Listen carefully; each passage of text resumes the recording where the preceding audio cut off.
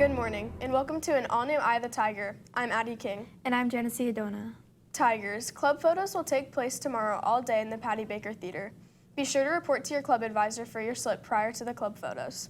The water fountains in Senior Square and other locations have been broken for some time and have recently been fixed and are open for use. Yeah, it's very refreshing. I really like it, and I will most definitely be drinking from this water fountain more often. The semester is already halfway done. The year has been speeding by, Tigers. Speaking of speeding, there has been a reoccurring speeding issue around campus. We go to Mason Finn with a full story.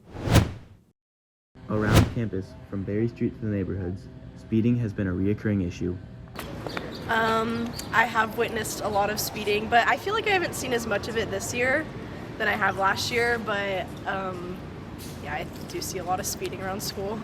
I do see some speeding. There's people going a little over the speed limit and some that just like fly through the neighborhoods and stuff. I think I have seen some people speeding in the neighborhood. I mean, it doesn't really like affect me like personally, but if cops in the neighborhood, it could affect the person driving, could get a ticket, could get pulled over, maybe they don't stop at a stop sign.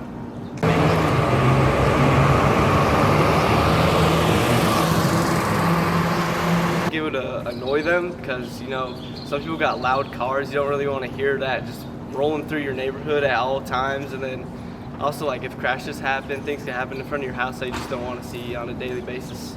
Like they feel unsafe with the speeding because if some guy goes around a corner and there's someone's walking across the street, they could get hit or someone could get hurt other ways because of speeding.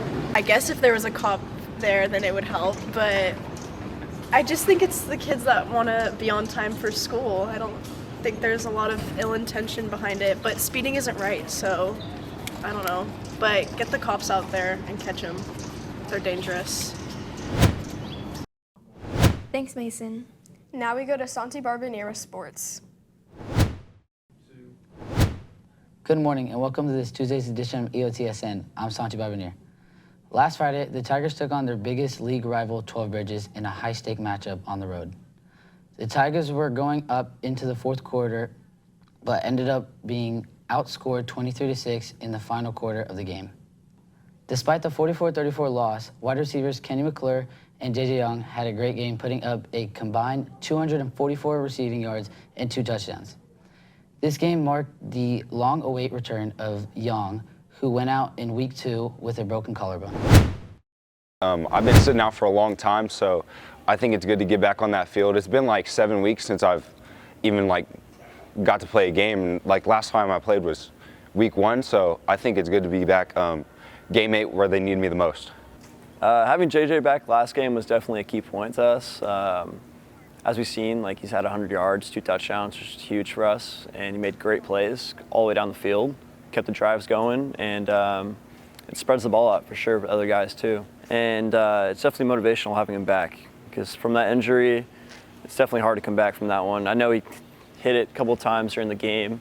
He's making all these plays like that, and he's boosting our morale for sure. My mindset is just to get better. I missed a lot of the season, as everyone knows, so I feel like all I can do from here is just try to progress and get as good as I can before playoffs. Yesterday, girls tennis beat 12 Bridges 6-3, and golf competed in a FVL 18-hole tournament with Jasmine Hale and Kendall Chapin qualifying in the top 7 for sections. Every week, we have athletes that go above and beyond. Let's get into the big 3 for this past week.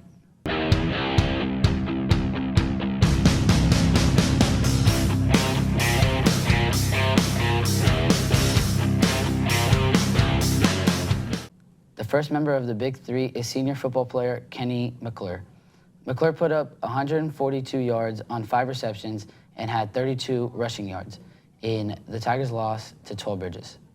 The next member of the big 3 is senior water polo player Shane Jenkins. Jenkins had 22 saves and only allowed 5 goals in the Tigers' win against Oakmont, winning player of the game. The final member of the big 3 is wide receiver J.J. Young. After being out with a broken collarbone, Young made his return onto the field and delivered with 6 receptions for 102 yards and 2 touchdowns. Let's get into the game schedule for this week. Tonight, both water polo teams play Del Campo. Flag football is at Placer, and girls volleyball will host 12 Bridges in Moeller Gym for their senior night. Tomorrow, girls tennis host Yuba City. On Thursday, both water polo teams are at Mira Loma, and flag football is at 12 Bridges. Many teams will end their league schedule this week, so follow our social media for updates on game days, stats, and more. That's all on your home for Roseville High School sports, top plays, breakdowns, and more. The Tiger Sports Network, EOTSN. And now we go over to entertainment. Thanks, Santi. Earlier this year, Conan Gray released his album Wishbone and went on tour for it pretty soon after. Yesterday, he announced that he'd be going on a Wishbone World Arena Tour, including the Golden One Arena in Sacramento. It's nice to see mainstream artists come to Sacramento, but honestly, it would be easier to achieve world peace than to win the Ticketmaster war for nosebleeds. The tour kicks off in February, and he'll be in Sacramento in March. The pre-sale for the tour opens tomorrow, and to participate in the pre-sale, you sign up to a link that automatically attaches it to your Ticketmaster account. In other news, the Hunger Games on stage opened for previews last night in London. Despite the stage being beautifully designed, the show was delayed because they weren't finished working on the building. If that isn't some capital activity, I couldn't tell you what is. The show officially opens in November, so I hope they take some of the feedback I've been seeing into account, like the disability access seats not being able to see the stage. I wish they had done something like this sooner with the release of the original series, but with all the recent hype for Sunrise on the Reaping and some current events, it still works out just fine. That's all from me. I'm Alyssa Davis, and now we go back to news. Thanks, Alyssa. A senior on campus expresses his love for the sport of hockey by traveling around the country to compete in tournaments. We go to Tyler Stock with the full story. Senior Adam Macias has been playing hockey for over a decade now. He started playing when he was just 5 years old.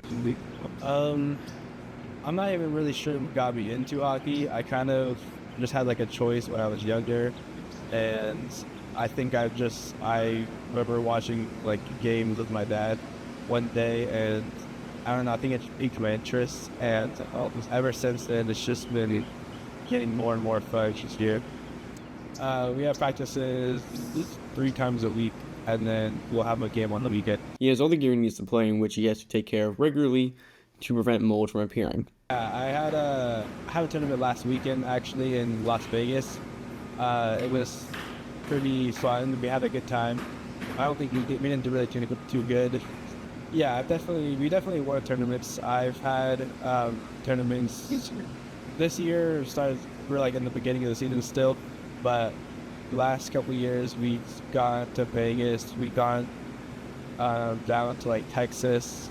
I've gone to like Michigan 2 times, and like New Jersey.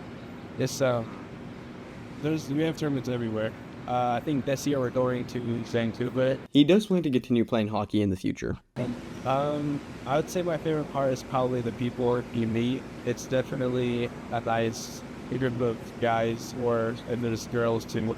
It's definitely nice to hang around with them, especially like after games or like court practices. I would say you have a nice time. Thanks, Tyler. And that's it for us today on Eye of the Tiger. And remember, we're always on eyethetigernews.com. See you next time.